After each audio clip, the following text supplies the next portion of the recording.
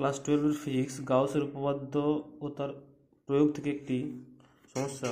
তড়িৎ ক্ষেত্রের পাওয়ার ল দেওয়া আছে E সমান 6i cap 3j cap 4k cap এবং বলা আছে 20 একক ক্ষেত্রফলের মধ্য দিয়ে কত তড়িৎ ফ্লাক্স গমন করবে। বলা আছে এখানে ক্ষেত্রফলটা xy z তলে অবস্থিত। আচ্ছা, আমরা জানি ইলেকট্রিক ফ্লাক্স ফাই সমান E dot ds and ds সমান হচ্ছে 20i ক্যাপ।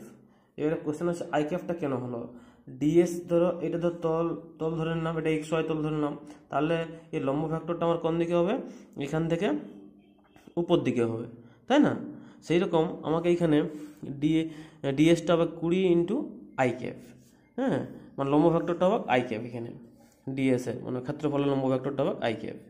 তাহলে আমার ফাই সমান কি আসছে 6i cap plus 3j cap plus 4 cap dot 20i cap. তাহলে আমাকে স্কেলার গুণন করলেই হয়ে যাবে।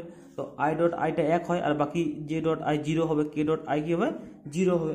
তাহলে আমার 6 ইন্টু 20 কত হবে 120 একক। তাহলে এটা আমার হবে তড়িৎ ফ্লাক্স। এবারে তড়িৎ ফ্লাক্স যেহেতু জানলাম, তাহলে তড়িৎ ফ্লাক্সটা একটু জেনে নেবো। তড়িৎ ফ্লাক্স হচ্ছে কি, কোনো একটা তলের মধ্য দিয়ে লম্বভাবে অতিক্রান্ত মোট বলরেখা, হ্যাঁ, সেটা বলা হয় কি তড়িৎ flux. Subscribe my YouTube channel Gurukul Physics. Thank you for watching.